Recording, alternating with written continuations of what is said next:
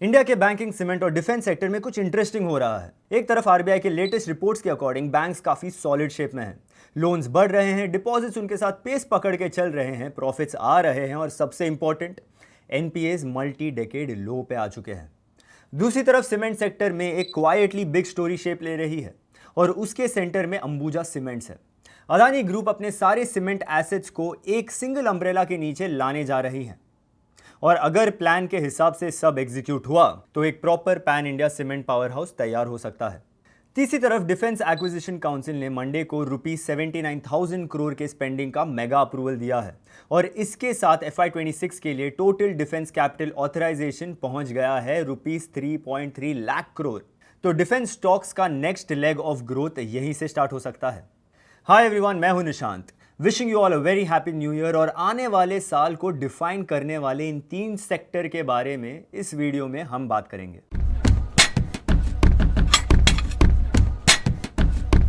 पहली स्टोरी में banking sectors का ये अपडेट इन्वेस्टर्स और डिपॉजिटर्स दोनों को थोड़ा कॉन्फिडेंस देती है।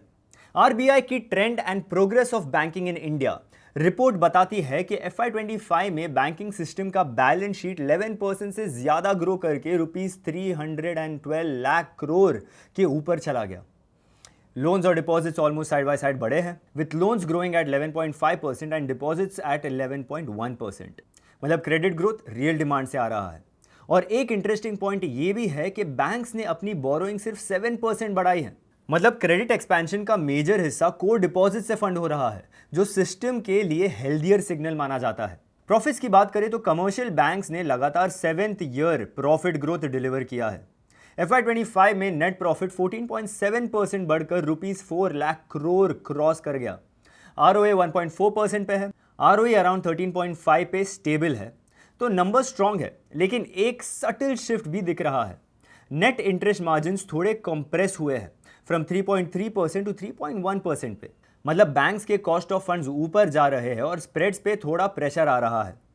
बट सबसे पॉजिटिव पार्ट है एसेट क्वालिटी। ग्रॉस एनपीएज 10% से ज्यादा गिरकर ₹4.3 लाख करोड़ पे आ गए हैं। ग्रॉस एनपीए रेशियो अब सिर्फ 2.2% है, जो मल्टी डेकेडल लो माना जा रहा है। नेट एनपीए रेशियो तो और भी क्लीन पिक्चर दिखाता है एट जस्ट 0.5%। तो सिंपल वर्ड्स में बोले तो बैंक्स के लोन बुक्स पहले से काफी ज्यादा डिसिप्लिन्ड हो चुके हैं और स्ट्रेस नए लोन्स पे क्रीप नहीं कर रहा। इसका ब्रॉडर इंप्लीकेशन ये है कि बैंकिंग सिस्टम स्टेबल है, कैपिटल बफर स्ट्रांग है और बैलेंस शीट्स हेल्दी है। पर साथ ही एक ट्रांजिशन फेज भी चल रहा है, जहां ग्रोथ तो है लेकिन मार्जिन्स को प्रोटेक्ट करना नेक्स्ट चैलेंज होगा। तो फ्यूचर रिटर्न्स अब एग्जीक्यूशन, कॉस्ट कंट्रोल और लोन मिक्स पे ज्यादा डिपेंड करेंगे। सेकेंड स्टोरी में अंबुजा के बोर्ड ने ACC और ओरिएंट सीमेंट को अंबुजा में मर्ज करने को अप्रूव कर दिया है। सांघी और पेना सीमेंट का कंसोलिडेशन पहले ही अनाउंस हो चुका था, जो FY26 के एंड तक कंप्लीट होने की एक्सपेक्टेशन है। अंबुजा का स्टॉक ऑलरेडी रैली मोड में है और 52 वीक हाई टच कर चुका है। 2025 में स्टॉक अराउंड 35% ऊपर है। इन्वेस्टर्स इस रैली को सिर्फ सेंटिमेंट नहीं बल्कि स्ट्रक्चर चेन से लिंक कर रहे हैं। मर्जर के बाद अंबुजा का फुटप्रिंट ऑलमोस्ट हर रीजन में स्ट्रांग हो जाता है। नॉर्थ, साउथ, ईस्ट, वेस्ट सब जगह प्रेजेंस डीपन हो रही है। ACC नॉर्थ में स्ट्रांग है, ओरिएंट साउथ में। अंबुजा ऑलरेडी पैन इंडिया है। कंबाइन होने के बाद एक बैलेंस्ड नेशनल नेटवर्क बन रहा है। अभी भी ब्रांड्स अलग होगी। अंबुजा, ACC और ओरिएंट का ब्रांड रिकॉल और डीलर रिलेशनशिप्स इंपॉर्टेंट है, पर बैक एंड पे सब कुछ सेंट्रलाइज होगा। Procurement, logistics, supply chain, power sourcing सब एक सिंगल कमांड से होगा। पेरेंट सब्सिडरी साइलोज हटेंगे, डुप्लीकेशन कम होगी और कॉस्ट स्ट्रक्चर लीन होगा। नंबर्स में बोले तो कंपनी ₹100 पर टन का कॉस्ट सेविंग एस्टिमेट कर रही है। कॉन्टेक्स्ट के लिए अंबुजा का एबिटा पर टन H1 FY26 में अराउंड ₹1043 था। मतलब सिर्फ एफिशिएंसी से ही डिसेंट मार्जिन अपसाइड पॉसिबल है। एनालिस्ट एक्सपेक्ट कर रहे हैं कि pool manufacturing, better capital utilization और लोअर ओवरहेड से ऑपरेशनल लेवरेज मिलेगा। इसके साथ एक और एंगल है स्केल। कंसोलिडेशन के बाद अंबुजा FY28 तक कैपेसिटी 155 MTPA तक ले जाना चाहती है। अल्ट्राटेक अभी भी लीडर है, बट गैप नैरो होता होगा। Better balance sheet, cleaner structure और फ्लेक्सिबल कैपिटल एलोकेशन से एक्सपेंशन ईजियर हो सकती है। लेकिन ये कहानी सिर्फ रोजी नहीं है, रिस्क्स भी क्लियरली एग्जिस्ट करते हैं। सीमेंट डिमांड अभी सॉफ्ट है, प्राइसिंग प्रेशर इंटेंस है और GST कट्स के बाद भी वॉल्यूम्स पिकअप अनइवन रहा है। सिनर्जीज का ₹100 पर टन बेनिफिट तभी आएगा जब एग्जीक्यूशन टाइट हो, प्लस कुछ इंटीग्रेशन ऑलरेडी हो चुकी है, तो इंक्रीमेंटल गेन्स लिमिटेड भी हो सकते हैं।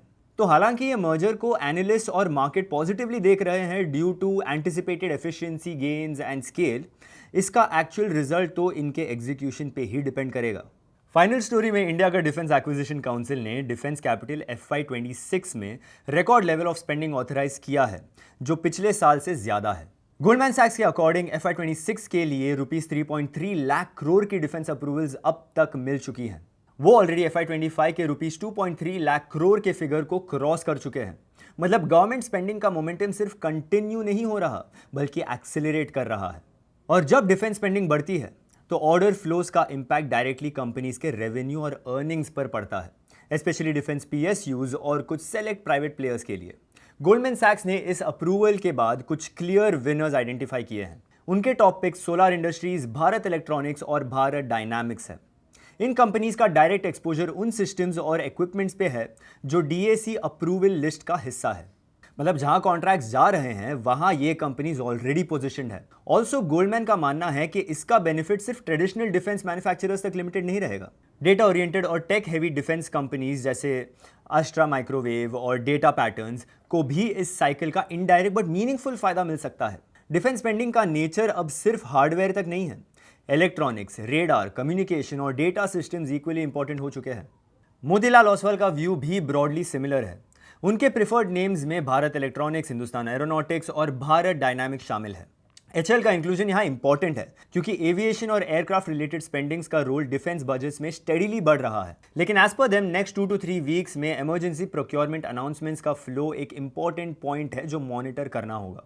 मतलब सिर्फ अप्रूवल ही नहीं बल्कि एक्चुअल ऑर्डर्स का कन्वर्जन भी ट्रैक करना होगा। दूसरे कई एक्सपर्ट्स भी डिफेंस स्पेस पे बुलिश होकर एक ब्रॉडर बास्केट रिकमेंड कर रहे हैं, including Mazagon Dock, HAL, BEL, Bharat Dynamics जैसे PSUs और जेनटेक, सोलर इंडस्ट्रीज और PTC इंडस्ट्रीज जैसे प्राइवेट प्लेयर्स। उनका थीसिस ये है कि डिफेंस स्पेंडिंग का स्केल अब इतना बड़ा हो चुका है कि मल्टीपल लेयर्स में अपॉर्चुनिटी क्रिएट होगी। बिग पिक्चर में देखें तो इंडिया का डिफेंस स्टोरी अब सिर्फ एनुअल बजट एलोकेशन का नहीं रहा, ये एक स्ट्रक्चरल थीम बन चुका है with higher indigenous manufacturing, faster approvals और sustained capital outlay. That's it for today then. पहले तो इंडियन बैंक्स अब क्राइसिस मोड से निकल चुके हैं और स्टेडी स्टेट ग्रोथ मोड में आ गए हैं। NPAs का एरा पीछे छूट रहा है, पर प्रॉफिटेबिलिटी का नेक्स्ट लेग थोड़ा ज्यादा कॉम्पिटिटिव और न्यूआंस्ड होने वाला है। Secondly, Ambuja ACC Orient consolidation एक लॉन्ग टर्म स्ट्रक्चरल पॉजिटिव है। It simplifies the group, improves transparency और स्केल के साथ एफिशिएंसीज लाता है। पर स्टॉक का नेक्स्ट लेग सिर्फ अनाउंसमेंट से नहीं, actual cost savings, capacity ramp up और डिमांड रिकवरी से आएगा। फाइनली, डिफेंस स्पेस में मोमेंटम स्ट्रांग है, एक्सपर्ट्स बुलिश हैं, लेकिन स्टॉक सिलेक्शन और ऑर्डर फ्लो ट्रैकिंग क्रिटिकल रहेगा। एग्जीक्यूशन और ऑर्डर कन्वर्जन की रिस्क्स रहेंगे, लेकिन रुपीस 3.3 लाख करोड़ का FY26 authorisation number clearly signal देता है कि डिफेंस स्पेंडिंग एक वन ऑफ नहीं बल्कि लॉन्ग टर्म कमिटमेंट बन चुकी है। What is your opinion on these sectors? Let us know in the comments and see you in the next video. Investment in securities market are subject to market risks. Read all the related documents carefully before investing.